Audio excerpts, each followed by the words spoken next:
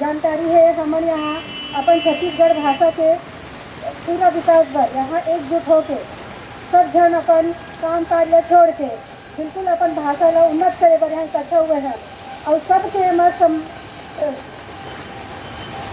अपन भाषा पर है ना अग्रसर होके काम करे बर है और हम लोग सब लोग कोशिश करे बर है कि हम अपन छत्तीसगढ़ी भाषा ला आगे लेके जाएं।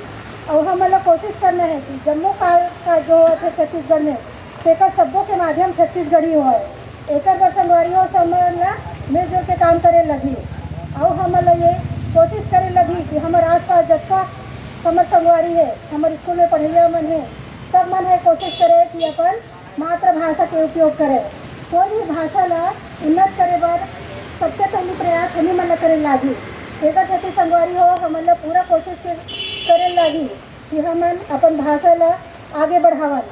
कोई भी भाषा ला आगे बढ़ाए बर कोई लिपि वगैरह की जरूरत होते है ना पूरा होकर समृद्ध कारक रचना होते और हमारे छत्तीसगढ़ी भाषा में ये सब प्रचुर मात्रा में है।